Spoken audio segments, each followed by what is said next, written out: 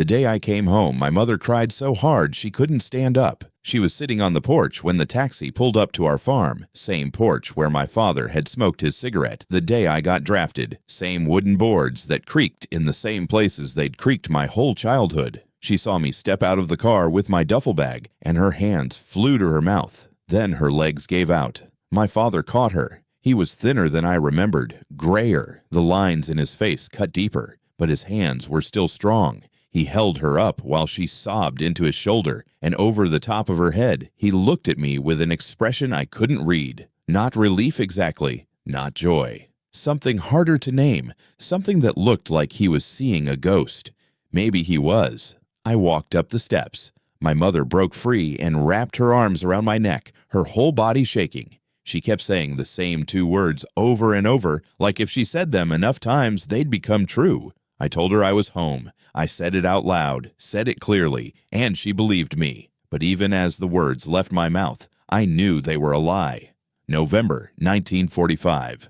6 months after victory over Japan Day. I'd been discharged from the Navy on October 15th at a processing center in San Diego, handed my separation papers and back pay, and a handshake from a lieutenant commander who thanked me for my service without looking me in the eye, like he'd done it 1,000 times already that week, like I was just another number in a ledger that needed closing. The train ride from California to Kansas took 3 days, 72 hours of staring out of the window at farmland and mountains and towns I didn't know, 72 hours of listening to other veterans talk about what they were going to do now that it was over. Get married, find jobs, go to college on the GI Bill, buy houses and cars and start families and live the lives they'd put on hold for 3 or 4 years. I didn't talk much. I sat in my seat with my duffel bag at my feet and watched America roll past the window, all of it looking smaller than I remembered, quieter, like someone had turned down the volume on the whole country. People on the platforms waved at the train. Children pointed at our uniforms. Old men saluted. I waved back.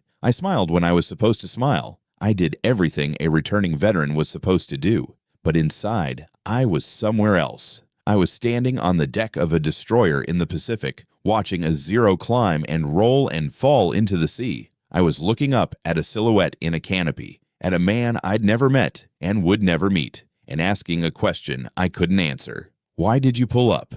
The question had followed me off the ship, through the discharge process, onto the train. It sat beside me in the empty seat, invisible and patient, waiting for me to acknowledge it. I didn't. Not yet.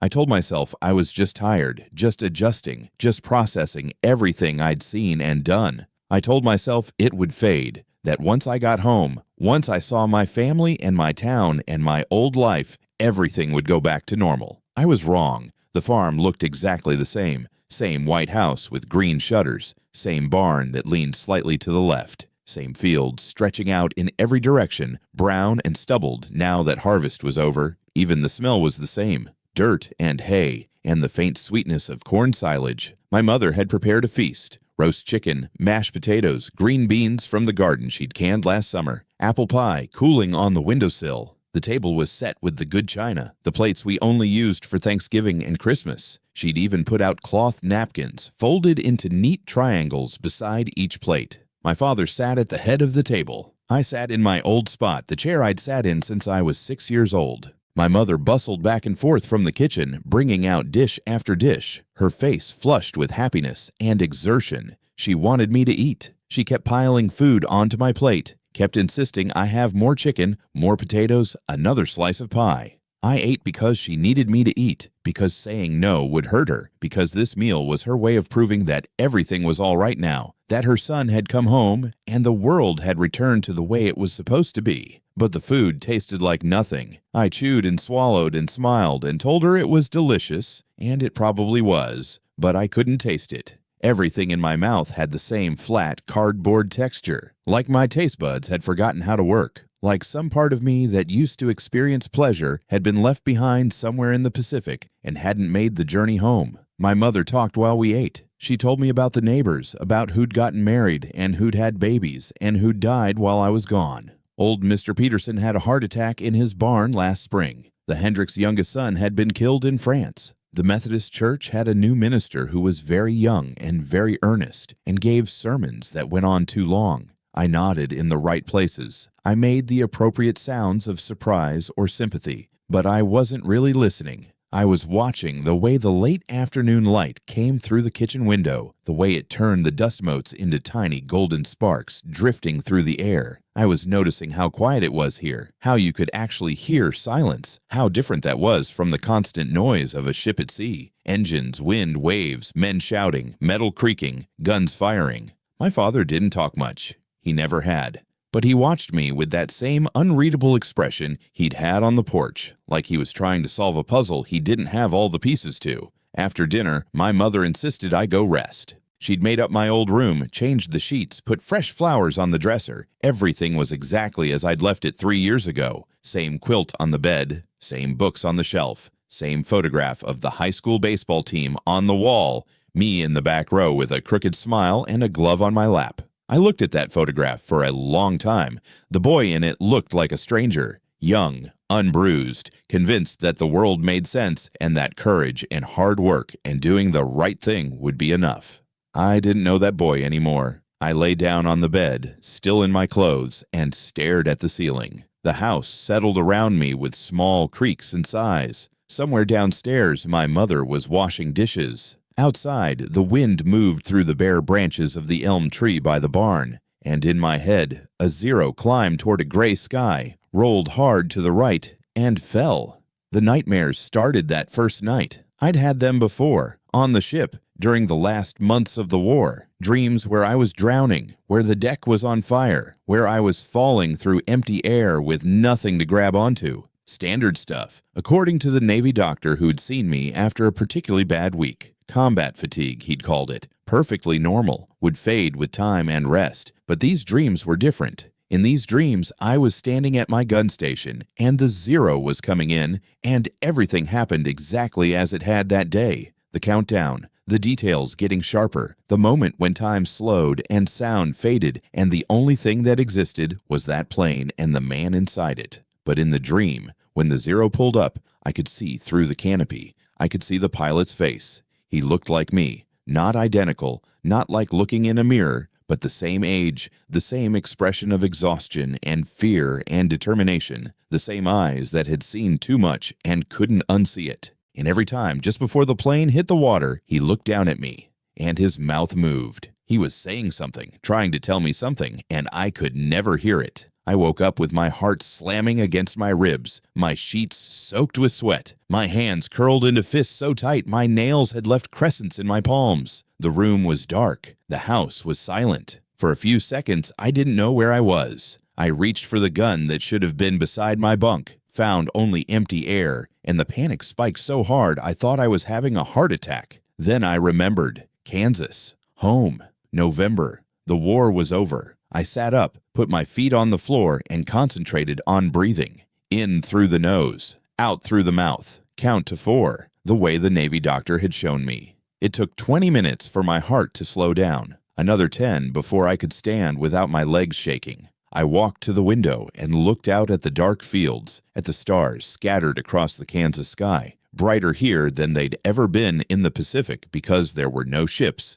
no fires, no searchlights cutting through the darkness. And I thought, I brought him home with me. The Japanese pilot, the one who should have killed me, the one who didn't. I'd carried him across an ocean and a continent and deposited him here, in this quiet farmhouse in the middle of nowhere. And now he lived in my head and wouldn't leave. The first week home, I tried to be normal. I helped my father with repairs around the farm, fixed the barn door that had been sticking since before I left, replaced boards on the back porch, cleaned out the gutters. Physical work, simple work, the kind of work where you could see what you'd accomplished at the end of the day. My father worked beside me mostly in silence. He'd hand me tools before I asked for them. He'd brace the boards while I hammered. He'd hold the ladder steady while I climbed. On the third day, while we were replacing a section of fence that had rotted through, he finally said something that wasn't about nails or measurements or weather. He told me I didn't have to talk about it if I didn't want to.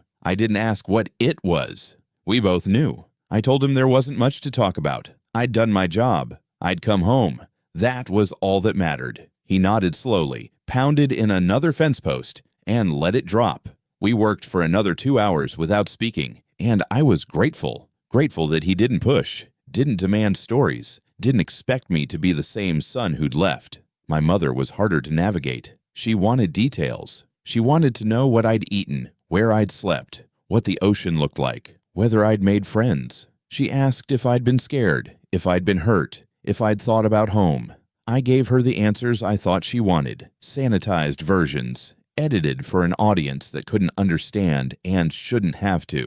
I told her the food was fine. I told her I'd slept okay. I told her the ocean was beautiful. I told her I'd made some good friends, Rivera and Chen, though I didn't tell her Rivera had been transferred to another ship 2 weeks after the attack and I'd never seen him again. Didn't tell her Chen had stopped sleeping and started flinching at loud noises and had been sent stateside for psychiatric evaluation. I told her I'd been scared sometimes, but that training had prepared us well. I told her I'd gotten a few scrapes, but nothing serious. I told her I'd thought about home every single day. All of it was true. None of it was the truth. The truth was that I'd watched men burn. The truth was that I'd fired a gun at another human being and watched pieces of his airplane tear away under my bullets. The truth was that I'd looked death in the face from less than 100 yards away and survived for reasons I couldn't explain, but I didn't tell her any of that. How could I? She was my mother. She'd spent 3 years worrying I would die. Now that I was home, she needed to believe I was whole, that the war had touched me but hadn't broken me. So I lied. Not with words exactly, but with omissions, with silences, with the careful architecture of stories that had all the right parts but none of the weight. And at night, when the house was dark and everyone was asleep, I lay in my childhood bed and stared at the ceiling and saw a zero pull up, roll, and fall every single night. By the second week, people started visiting, neighbors who wanted to welcome me home, friends from high school who'd also come back, or whose brothers had, or whose fathers had fought in the First War and wanted to compare notes. The minister from the Methodist Church, who shook my hand and thanked me for defending freedom and told me God had protected me for a reason. Everyone wanted to hear stories. They wanted to know what it was really like. They asked about battles, about the Japs, about whether I'd killed anyone. That last question always came up, never directly, always sideways, cautiously, like they were afraid of the answer but couldn't help asking. I developed a standard response. I'd smile slightly, look away, and say something vague about how in war you did your job and didn't think too hard about the rest. That usually satisfied them, made me seem humble, noble, the kind of veteran who'd seen action but didn't brag about it. What I didn't say was that yes, I'd probably killed men. That when you fire a 20mm gun at a plane and the plane explodes or crashes, someone inside it dies. That I'd done this multiple times. That the Navy had trained me to do it efficiently and without hesitation. What I also didn't say was that the man I thought about most, the one who appeared in my dreams every night, was the one I hadn't killed, the one who'd had every opportunity to kill me and had chosen, or been forced, or failed, I still didn't know, to turn away. One afternoon, a man named Frank Sutherland came by. He'd been in the Army, fought in Europe, landed at Normandy on D-Day +3. We'd gone to high school together, played on the same baseball team. He'd been 2 years ahead of me. Graduated in '41, enlisted right after Pearl Harbor. We sat on the porch with glasses of lemonade my mother had brought out, and for a while we just talked about nothing. The weather, the harvest, who was dating whom in town. Then Frank asked if I'd been in any major actions, any big battles. I told him about Leyte Gulf, about the kamikaze attacks. I kept it general, no details, no blood. Frank nodded like he understood. Then he told me about a village in France where his unit had been pinned down by a German machine gun nest. He described the sound of bullets hitting the wall next to his head. Described the smell when they finally took the position and found the German gunners, 2 boys who couldn't have been older than 17, both dead. He stopped talking after that, took a long drink of lemonade, stared out at the fields. Then he said something that hit me harder than I expected. He said the worst part wasn't the killing. It was coming home and realizing that nobody here could ever understand what it had been like, that you could describe every detail, every smell and sound and sight, and it still wouldn't bridge the gap, that you'd always be divided into 2 selves, the one who'd been there and the one who'd come back, and they'd never fully reconcile. I didn't say anything. I didn't have to. Frank could see it in my face. He finished his lemonade, stood up, and shook my hand. Told me if I ever needed to talk, really talk, he'd be around. Then he left. I sat on the porch for another hour after he'd gone, watching the sun go down, watching the sky turn from blue to pink, to purple to black. And I thought about what he'd said, about the gap, about the two selves. He was right. I was two people now. The Jack Henderson who'd grown up here, who knew every inch of this farm, who'd played baseball and gone to church socials and planned to take over the family land someday. And the Jack Henderson who'd stood on a ship in the Pacific and watched a man choose, or fail, or try, to not kill him. Those two people couldn't exist in the same space. One of them was a lie. I just didn't know which one yet. 3 weeks after I came home, I started forgetting things. Not war things. Those stayed sharp. I could remember every detail of November 19th, 1944, could tell you the temperature, the wind direction, the exact sequence of events, could describe the sound the Zero's engine made, the smell of burning fuel, the way the water looked when the plane hit it. But civilian things, those slipped away like water through my fingers. I'd forget what day it was. I'd forget whether I'd already fed the chickens or whether that was yesterday. I'd start a conversation with my mother and lose track halfway through what she was saying, my mind wandering back to the ship, to the gun, to the moment when everything stopped and I looked up and saw. What? What had I seen? A man pulling up to avoid crashing? A plane losing control? A deliberate act of mercy? A mechanical failure? I didn't know. I still didn't know. And the not knowing was eating me alive. I started walking. Long walks across the fields, out to the back 40 where nobody would see me or ask questions. I'd walk for hours, sometimes until after dark, until my legs ached and my lungs burned and I was too tired to think. But even then, exhausted and empty, I'd lie down in bed and close my eyes. And there he was, the Japanese pilot, climbing, rolling, falling, and looking down at me with a face I couldn't see but somehow recognized.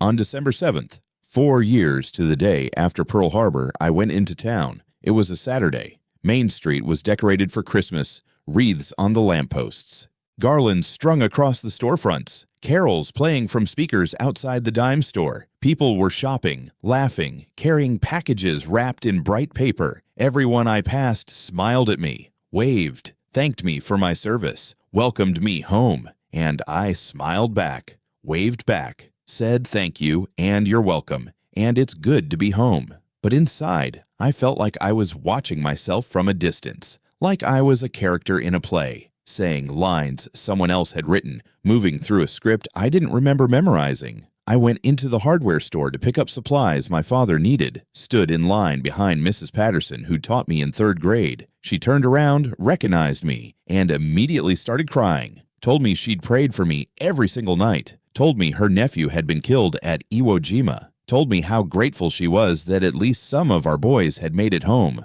I didn't know what to say, so I just stood there while she cried and patted my arm and told me I was a hero. I wasn't a hero. I was just someone who'd survived, and I wasn't even sure I'd done that completely, because part of me, maybe the most important part, was still standing on that deck, still watching that plane, still asking that question. Why? That night, the dream changed. I was at my gun station, same as always. The Zero was coming in, same countdown, same details sharpening into focus. But this time, when the plane pulled up and passed overhead, I didn't just see a silhouette. I saw his face. It wasn't Japanese. It wasn't American. It was something between. Something universal. Young and old at the same time. Terrified and calm. Human in a way that transcended country or uniform or cause. And in the dream, he spoke. His lips moved, and I heard the words clearly for the first time.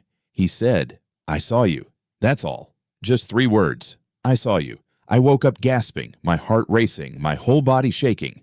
The room was freezing. I'd forgotten to close the window and December air was pouring in, but I was covered in sweat. I sat up, put my head in my hands, and for the first time since I'd come home, I let myself feel the full weight of it. Not the fear, not the relief of survival, but the unbearable, crushing burden of being seen, of knowing that in that final second before death or life or whatever had happened, that pilot had looked at me and recognized something. Another human being, another young man far from home, scared and exhausted and just trying to survive one more day. And if he'd seen me, really seen me, then I'd seen him too.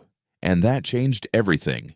Because you can kill an enemy. You're trained for that, expected to do it. You can live with that, but you can't kill someone who's seen you, someone who, in the split second between intention and action, recognized your humanity and maybe, just maybe, couldn't go through with erasing it. That's not killing. That's murder. And if he'd chosen not to murder me, then what did that make all the other times I'd pulled the trigger? I didn't sleep for the rest of that night. I sat by the window and watched the stars wheel slowly across the sky and felt something inside me crack open. I'd come home. That part was true. My body was here, in Kansas, in this room, in this house. But the rest of me, the part that mattered, the part that made decisions and felt things and knew who I was, that part was still in the Pacific, still standing on a destroyer's deck, still looking up at a plane that should have killed me, still waiting for an answer to a question that had no answer. And I understood, finally, what my father had seen on the porch that first day, what Frank Sutherland had meant about the gap between two selves, what the Navy doctor had been too polite to say. I hadn't come home. I'd brought the war with me, and it was never going to let me go.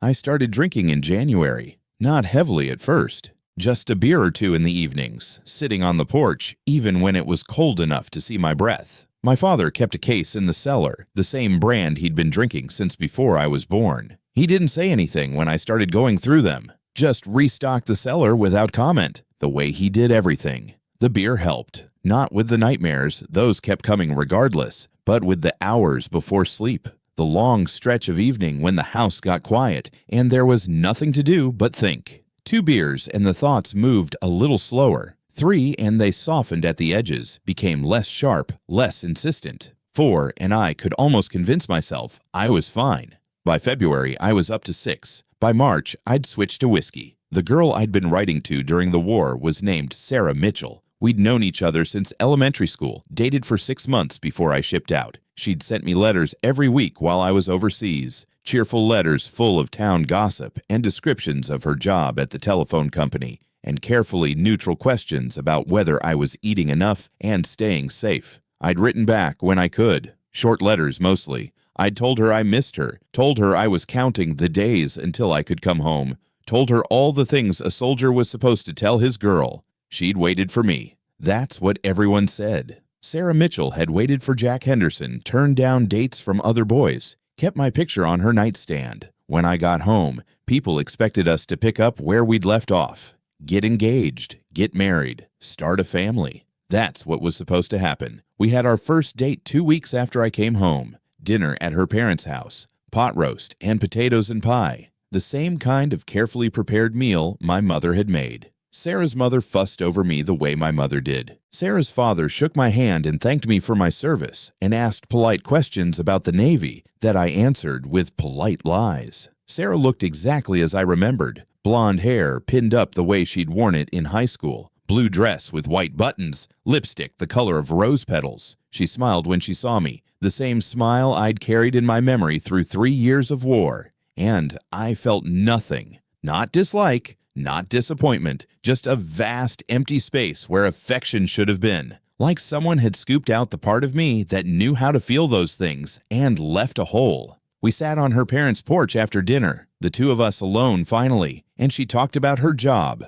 about her friends, about a movie she'd seen last week. She asked if I wanted to go dancing on Saturday, asked if I remembered the place we used to go, the hall on 5th Street with the big band that played every weekend. I told her I remembered, told her dancing sounded nice, told her I'd pick her up at 7. She reached over and took my hand. Her fingers were small and warm and soft. She squeezed gently, looked at me with those blue eyes, and told me how happy she was that I was home safe. I squeezed back, said I was happy too, said all the right words in all the right order, but the whole time I was thinking about the zero, about the way it had climbed, about the silhouette in the canopy, about the dream where the pilot had said, "I saw you," and I'd woken up feeling like I'd been caught doing something shameful. Sarah didn't notice Or if she did, she was kind enough not to mention it. We dated for 3 months, went to movies and dances and church socials, held hands, kissed goodnight on her porch under the yellow light that attracted moths in dizzy circles, did all the things that young people in love were supposed to do in small Kansas towns in 1946. But I wasn't in love. I wasn't even present. I was a body going through motions, performing a role I'd been assigned by people who thought they knew what I needed. Sarah deserved better. She deserved someone who could look at her without seeing a stranger, someone who could hold her hand without feeling like he was play acting at being human, someone who wasn't haunted by a dead Japanese pilot he'd never met and couldn't forget. In April, I told her I needed time. Told her I was still adjusting, still figuring things out, still processing everything I'd been through. Told her it wasn't her fault, that she'd done nothing wrong, that I just needed space. She cried, not dramatically, just quiet tears that she wiped away with the back of her hand while nodding like she understood. She told me to take all the time I needed, told me she'd be there when I was ready, told me she loved me. I told her I loved her too. Another lie, or maybe it wasn't. Maybe I did love her, in some distant theoretical way, the way you love an idea or a memory or a photograph. But that's not the same as loving a person. That's not the same as being capable of the kind of love that builds a life. I never went back. Spring came. The fields turned green. My father and I planted corn, worked the soil, fixed machinery, did all the seasonal tasks that had marked the rhythm of farm life for as long as I could remember. The work was good, physical, mindless in the best way. You didn't have to think about what you were doing when you were driving a plow or mending a fence or hauling hay. Your body took over. Your mind could drift. Mine drifted to the Pacific. I'd be standing in the middle of a field, knee-deep in young corn, and suddenly I'd be back on the ship. I'd smell salt water and diesel instead of dirt and growing things. I'd hear the alarm instead of birdsong. I'd feel the gun grips in my hands instead of the hoe handle. And I'd see him, the pilot, always the pilot. Sometimes I tried to imagine what he'd looked like. Really looked like, not just the silhouette I'd seen through the canopy. I'd try to give him features, a face, eyes, and a mouth, and all the small details that made a person real. But every time I tried, the image would slip away. He remained stubbornly abstract. A shape, a shadow, a question that refused to take solid form. Other times I'd try to imagine his life before that day. Had he grown up on a farm like me? Had he learned to fly the way I'd learned to shoot, through training and repetition and muscle memory? Had he been scared when he took off that morning, knowing he wasn't coming back? Or had he been calm, resigned, convinced he was doing something honorable? I didn't know. Couldn't know. But I thought about it constantly, obsessively, like if I could just understand who he'd been, I could understand why he'd done what he'd done, or hadn't done, or had tried to do and failed. The not knowing was worse than anything I'd experienced in the war, worse than the fear, worse than the exhaustion, worse than watching men die, because at least those things had happened. They were real, concrete, over. But this uncertainty, this endless loop of questions without answers, this was permanent. This was something I'd carry forever. In May, I started having different dreams, not nightmares exactly. Just strange, disjointed visions that left me unsettled in ways I couldn't articulate. In these dreams, I was in Japan. I'd never been to Japan, had no idea what it actually looked like, but my mind conjured something anyway. Narrow streets, wooden buildings, mountains in the distance, everything rendered in the simplified, symbolic way dreams have of representing places you've never seen. And I was looking for someone, walking through crowds of people whose faces I couldn't see, searching for a specific person I couldn't name. I'd stop strangers, try to ask them questions, but no sound would come out of my mouth. They'd look at me with expressions of polite confusion and move on. Sometimes I'd see him, just a glimpse, a figure in the distance, turning a corner, disappearing into a building. I'd run after him, but the streets would shift, rearrange themselves, lead me in circles. I'd end up back where I started, alone, no closer to finding him than before. I'd wake from these dreams with a sense of loss so profound it felt physical, like I'd been searching for something essential and had failed to find it. Like I'd let someone down, though I couldn't say who or how. My mother noticed I wasn't sleeping well. She'd see me in the kitchen at 3 in the morning, sitting at the table with cold coffee, staring at nothing. She'd ask if I was all right, if I needed to see a doctor, if maybe talking to someone would help. I'd tell her I was fine, just adjusting, just needed time. She'd nod, unconvinced but unwilling to push. She'd make me breakfast even though it was the middle of the night. Eggs and toast and bacon, comfort food meant to ground me, to remind me I was home and safe and loved. I'd eat it without tasting it.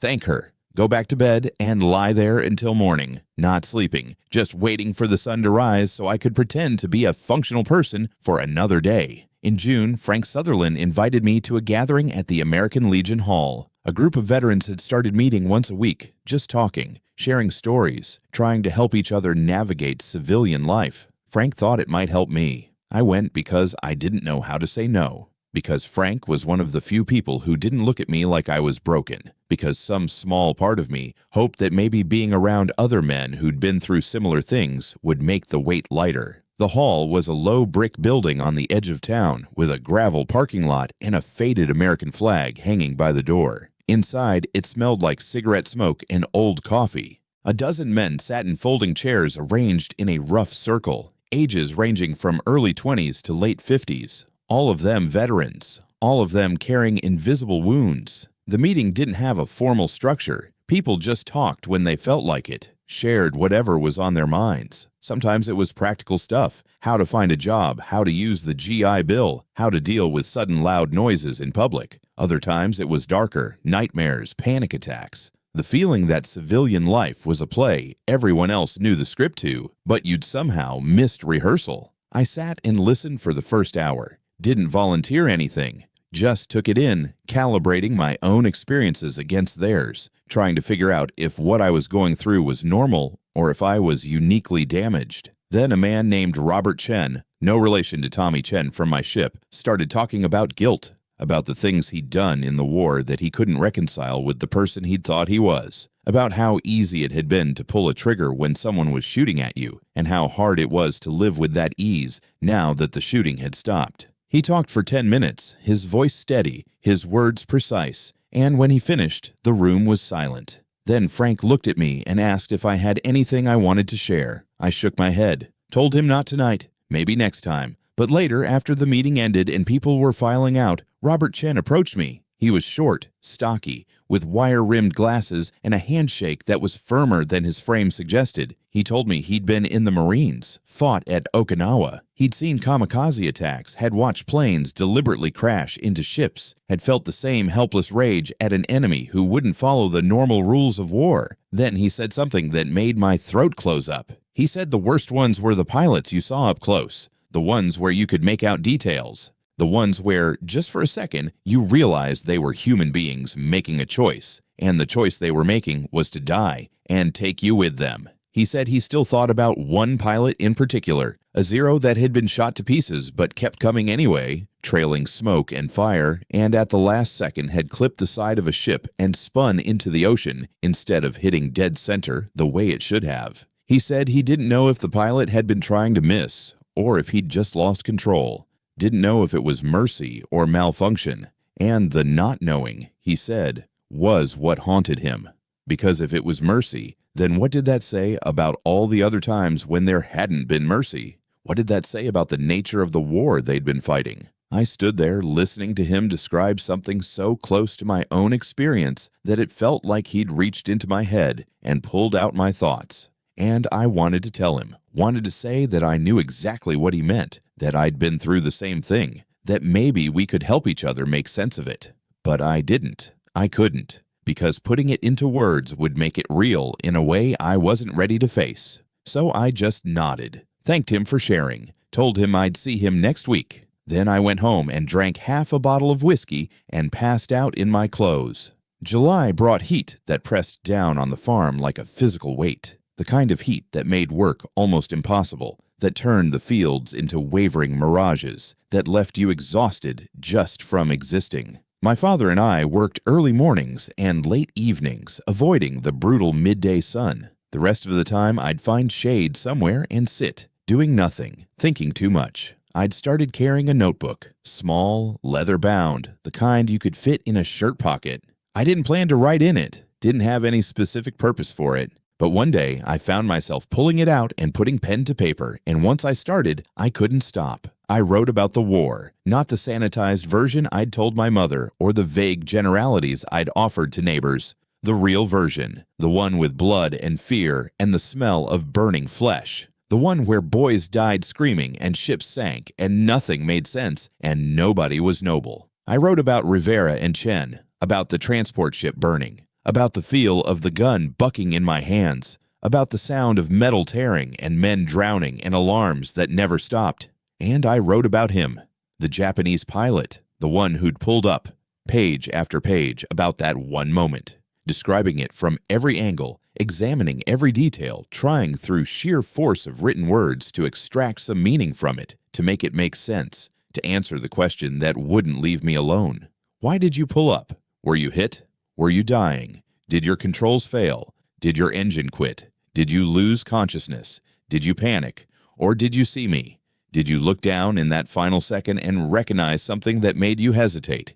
Did you choose, deliberately and consciously, to spare us? And if you chose, God, if you chose, then why? What did you see? What made you different from all the other pilots who didn't hesitate, who followed through, who died the way they were supposed to die? The notebook filled up by mid-August. I bought another one, then another. By fall, I had 5 of them, all filled with the same obsessive circling around the same unanswerable questions. I never showed them to anyone, never even mentioned that I was writing. These were private, a way of bleeding out the poison that had accumulated in my head, a way of trying to understand something that maybe couldn't be understood. But they didn't help. The writing didn't bring clarity, didn't bring peace, didn't bring answers. It just gave the obsession shape, made it tangible, turned it from something formless and internal into something I could hold in my hands and read back to myself, proof that I was stuck, that I'd been stuck since November 19th, 1944, that I might be stuck forever.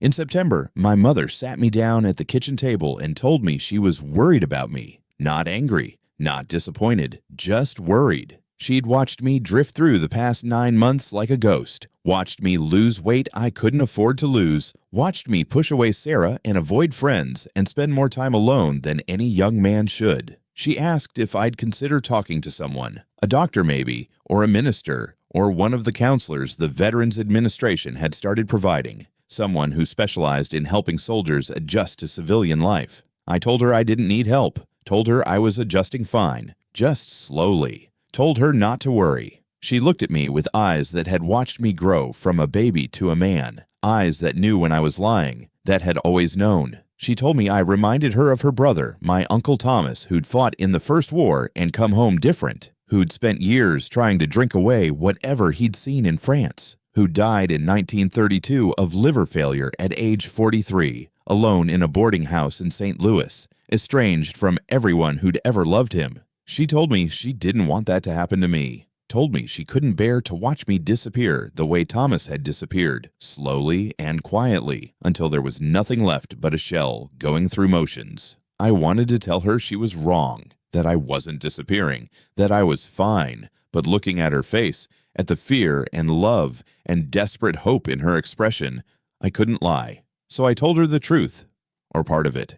I told her that something had happened during the war, something I couldn't talk about, couldn't explain, couldn't make sense of, something that had changed me in ways I didn't fully understand. I told her I was trying to move past it, trying to forget, trying to be the son she remembered, the man I'd been before I left. But I was failing, and I didn't know how to stop failing. She reached across the table and took my hand, squeezed it the way she used to when I was small and scared of thunderstorms, told me she loved me no matter what. Told me I didn't have to be the person I'd been before. Told me it was all right to be changed, to be different, to need help. Then she said something I've never forgotten. She said that forgetting wasn't the same as healing, that sometimes the only way through pain was straight through it, not around it. That whatever I was carrying, I didn't have to carry it alone. I nodded, thanked her, promised I'd think about getting help.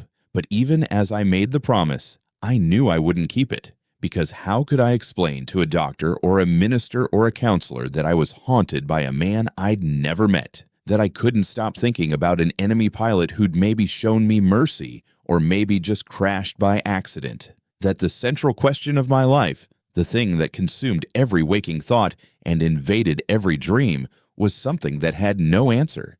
They'd think I was crazy, or obsessed, or suffering from some diagnosable condition they could treat with pills, or talk therapy, or electroshock, or whatever they were using on veterans who couldn't adjust. And maybe I was all those things: crazy, obsessed, suffering.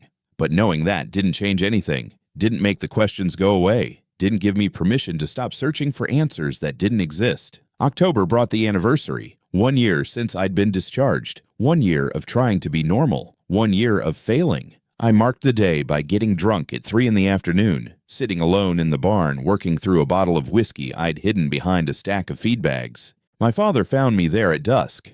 He didn't say anything, just sat down next to me, took the bottle when I offered it, took a long pull, and handed it back. We sat in silence as the light faded, passing the bottle back and forth. Two men who loved each other but didn't know how to bridge the gap that war had created between them. Finally, my father spoke. He told me he'd never fought in a war, told me he'd been too young for the first one and too old for the second one, told me he didn't know what it was like to go through what I'd gone through, but he knew what it was like to carry something heavy, to wake up every morning with a weight on your chest that never went away, to go through the motions of living while feeling like you were buried under something you couldn't name. He'd felt that way after his own father died, after the farm almost went under during the Depression, after my younger sister had been stillborn and my mother had nearly died in childbirth. He told me the weight didn't go away. You just got stronger, learned to carry it, found ways to live with it without letting it crush you. Then he stood up, squeezed my shoulder once, and walked back to the house, leaving me alone with the bottle and the darkness and the question that refused to leave me alone. November 19th, 1946.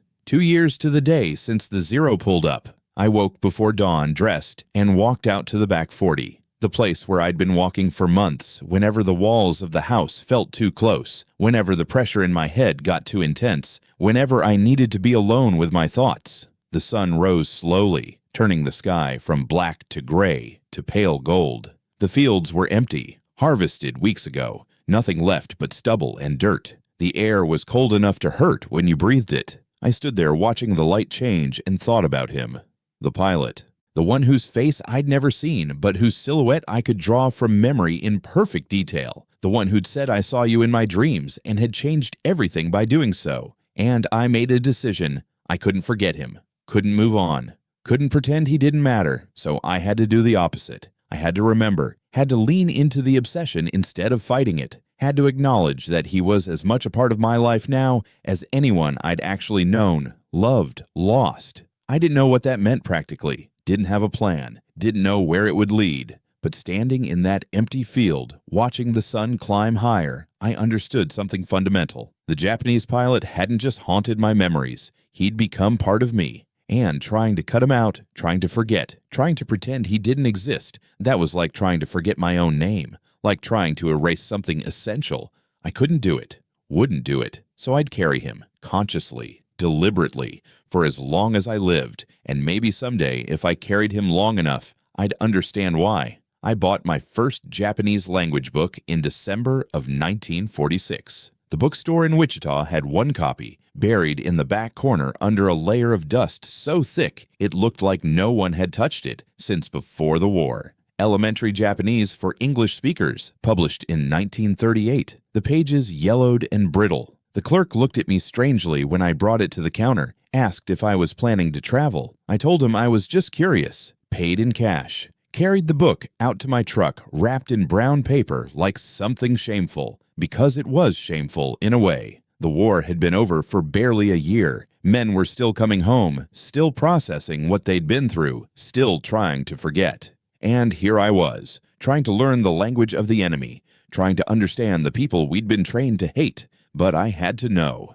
Had to be able to read the words he might have written. Had to imagine what he might have thought, felt, believed. Had to find some way to bridge the gap between me and a dead man I'd never met. The book sat on my nightstand for 3 weeks before I opened it. I'd look at it every night, tell myself tomorrow I'd start, then close my eyes and see him climbing and rolling and falling and tell myself I wasn't ready yet. On New Year's Eve, alone in my room, while my parents slept and the rest of Kansas celebrated another year of peace, I finally opened it to page 1.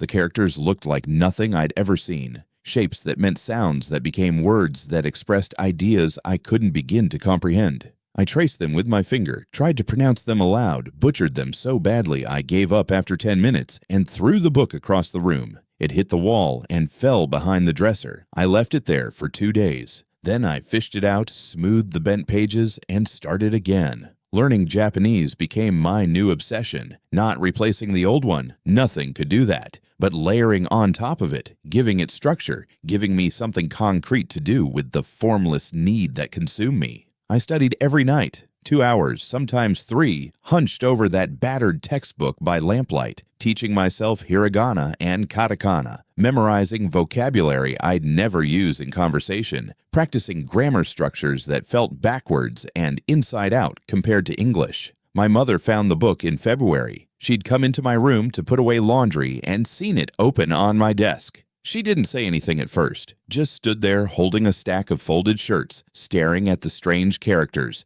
at the notes I'd made in the margins. Then she asked, very quietly, why I was learning Japanese. I told her I didn't know, which was true and not true.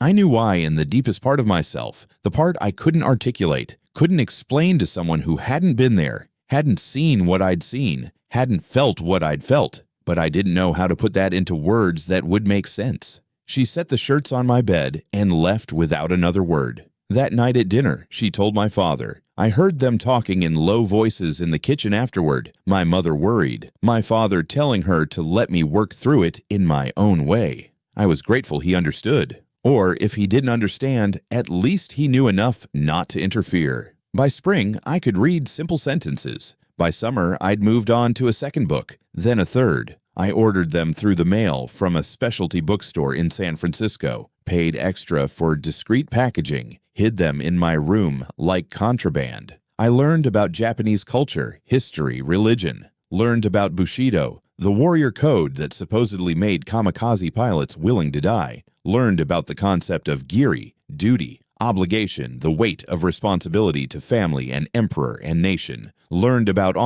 the debt you owed to those who'd given you life, raised you, trained you. I tried to imagine him carrying these concepts, tried to picture him as a young man who'd been taught that death in service to the emperor was the highest honor, that to die for Japan was to achieve something transcendent, something beautiful. But the more I learned, the less I understood, because if he'd believed all of that, if he truly believed that crashing into our ship was his sacred duty, his path to glory, then why had he pulled up? Why had he hesitated? Why had he chosen life over honor, survival over transcendence? Unless he hadn't chosen, unless it had been mechanical failure or combat damage or simple human error, unless I was building an entire mythology around a moment that meant nothing. But I couldn't accept that, couldn't let it be meaningless. Because if it was meaningless, then what was I doing? Why was I spending every spare moment studying a language I'd never speak, learning about a culture I'd never experience, trying to understand a man I'd never know?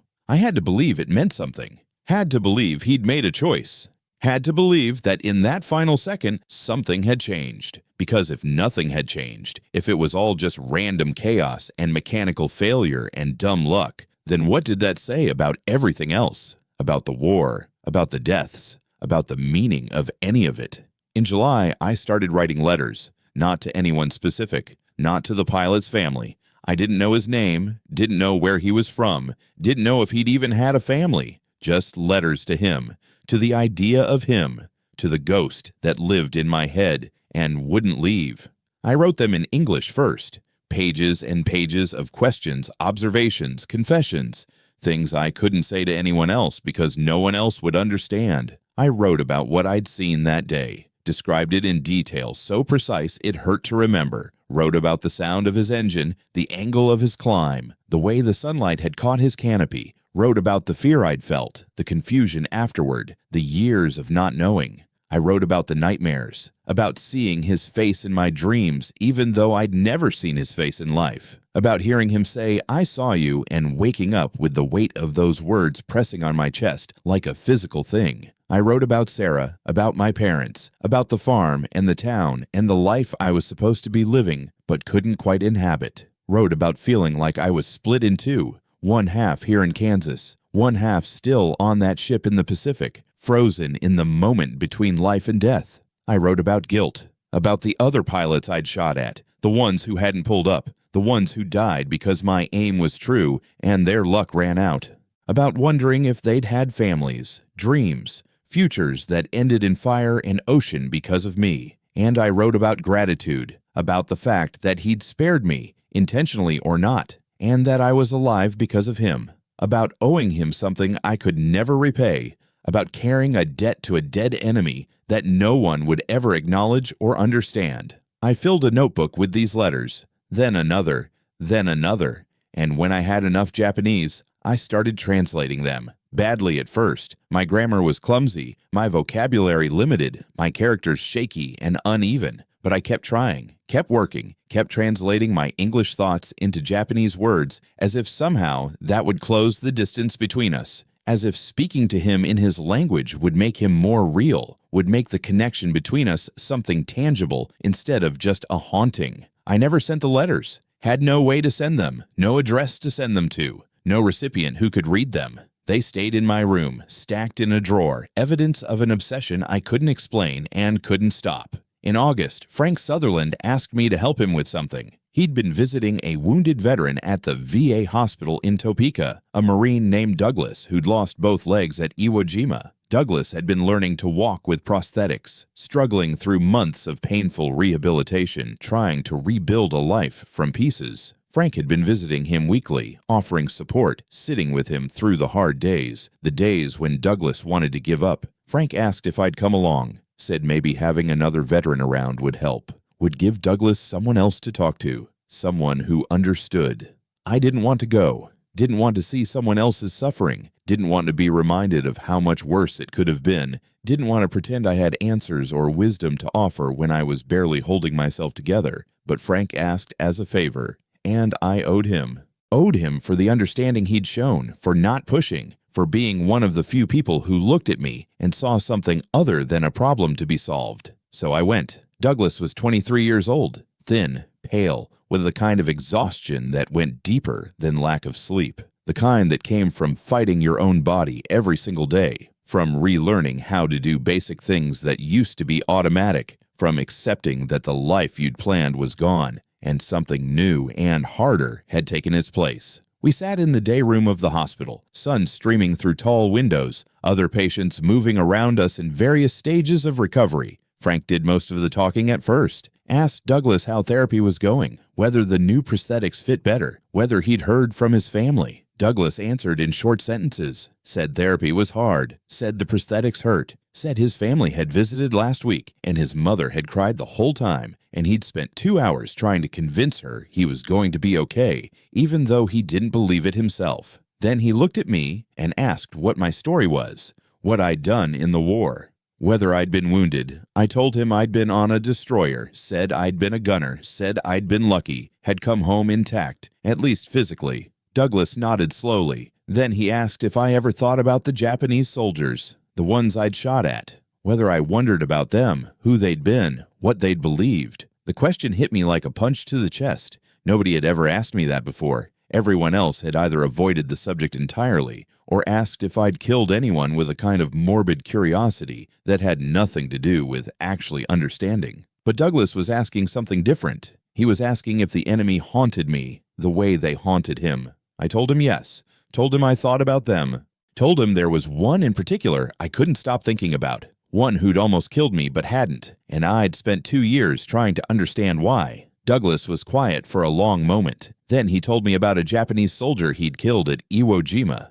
told me he'd been clearing a bunker, had thrown a grenade, had heard screaming afterward, told me when he'd gone in to check, he'd found a boy who couldn't have been older than 16, dying slowly, crying for his mother in Japanese. Douglas had knelt beside him, hadn't been able to help. The wounds were too severe. There was no medic nearby, nothing to be done. So he'd just stayed there, holding the boy's hand, listening to him cry in a language Douglas didn't understand, watching him die. He said he thought about that boy every single day, Said he saw his face when he closed his eyes. Said he heard the crying, soft and desperate, cutting through every other memory of the war. He said the hardest part wasn't killing him. It was the moment afterward, the moment when he'd seen the boy's face and realized he was human, young, scared, not that different from Douglas himself.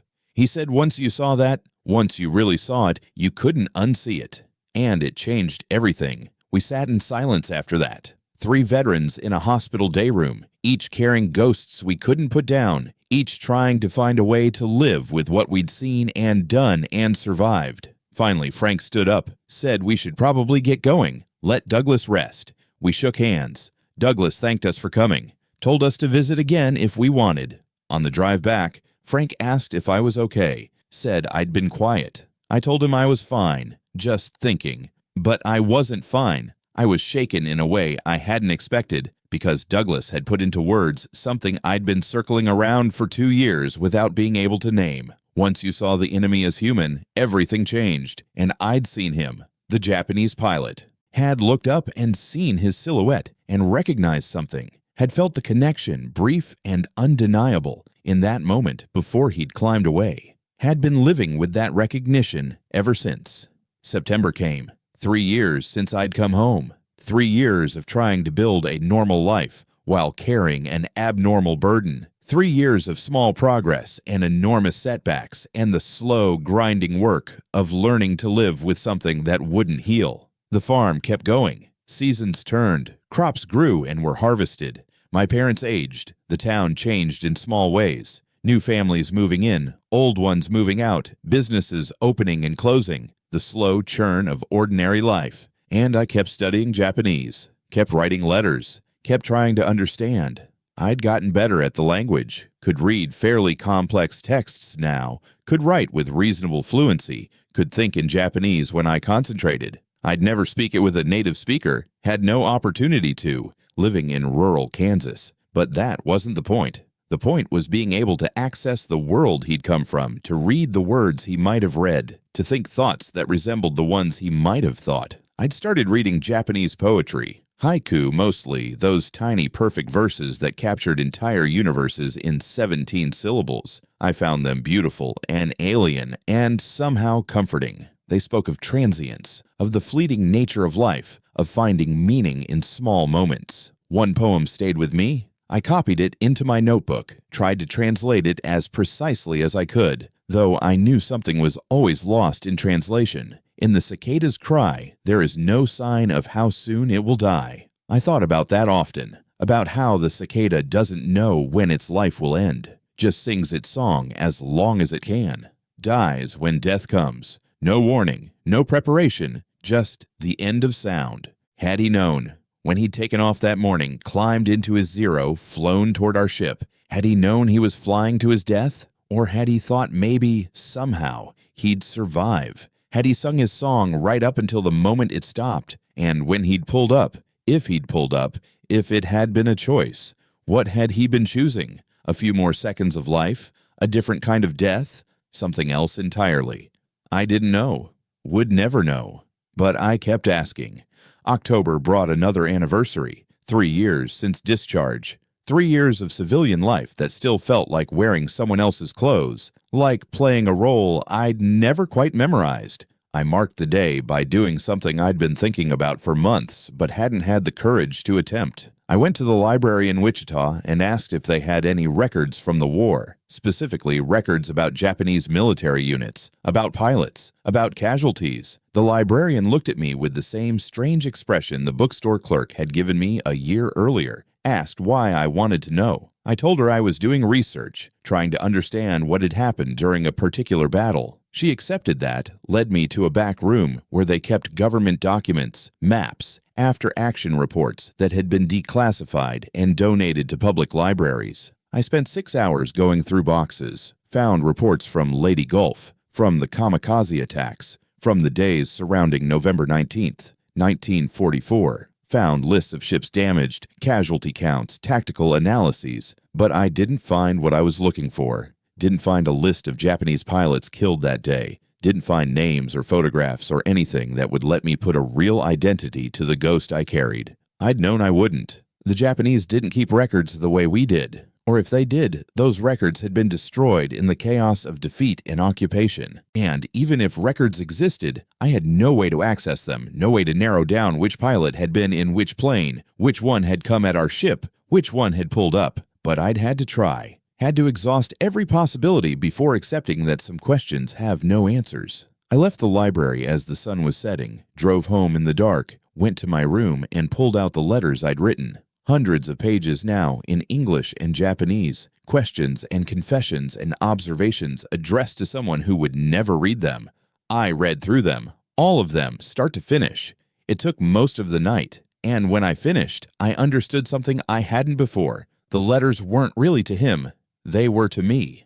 I'd been writing to myself, trying to work through my own confusion, my own guilt, my own need to make sense of something senseless. The Japanese pilot was just a focal point, a mirror I could project onto, a way of externalizing the internal struggle that had no resolution. He didn't need my letters, didn't need my questions or my gratitude or my obsession. He was dead, had been dead for 3 years, was at the bottom of the Pacific Ocean, bones and rust, nothing more. But I needed him, needed the idea of him, needed the mystery, the unanswered question, the permanent uncertainty. Because as long as I was searching for answers about him, I didn't have to face the harder questions about myself. Why had I survived when so many others hadn't? What did I owe to the dead? How was I supposed to live with the weight of what I'd seen and done? What did normal even mean anymore, and was I supposed to want it? Those questions had no answers either, but they were mine, not his. And maybe it was time to stop hiding behind his ghost and face them.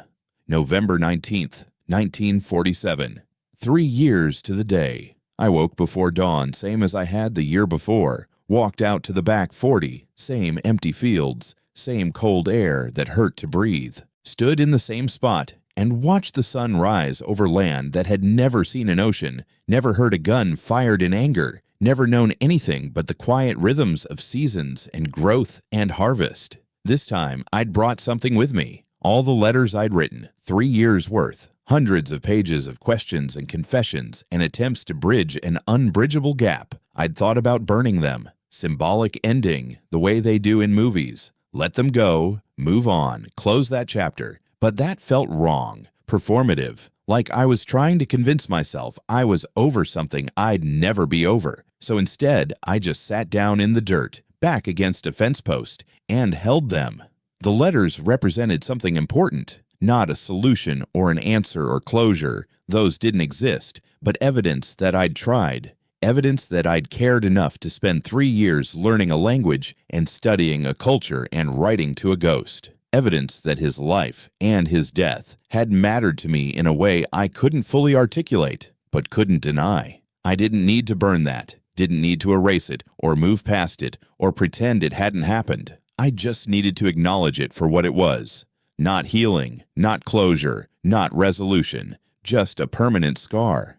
A part of me now, changed tissue that would never be what it was before, but had its own kind of strength, its own kind of beauty, in the way scars do when you stop fighting them and start accepting them. The Japanese pilot was my scar, would always be my scar, and that was all right. I sat there until the sun was fully up, warming the cold earth, turning the frost to dew. Sat until I heard my father calling from the house. Breakfast ready, another day starting, life continuing whether I was ready or not. I stood up, gathered the letters, carried them back to my room, put them in the drawer where they'd lived for 3 years, closed it gently. Then I went downstairs and had breakfast with my parents. Ate toast and eggs that actually tasted like toast and eggs for the first time in years. Talked about the weather, about repairs that needed doing, about ordinary things that somehow felt less hollow than they had before. After breakfast, my father asked if I wanted to help him fix the barn roof. I told him yes, and we went out together into the bright November morning, into work that needed doing, into a life that would never be simple or easy or free from ghosts,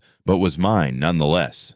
The Japanese pilot came with me. He always would. But for the first time in 3 years, he didn't feel like a burden. He felt like a companion, a witness, someone who'd seen me at my worst and hadn't looked away. And maybe that was enough. Maybe that would have to be enough, because it was all I had. And it was mine. I carried him through the next 40 years, through marriage, not to Sarah, but to a woman who understood silence and never asked questions I couldn't answer. Through children, 2 daughters who grew up knowing their father had fought in a war, but never knowing what that war had cost him. Through a career, ordinary work that filled days and paid bills and gave me something to do besides remember. Through decades of nightmares that slowly, gradually became less frequent, less intense, less able to destroy me. I carried him through all of it. And in part 3, I'll tell you what happened when I finally decided to do more than just carry him, when I decided to find him, or at least to find the place where he'd fallen, to finally, after 60 years, say goodbye. Or maybe hello. I still wasn't sure which.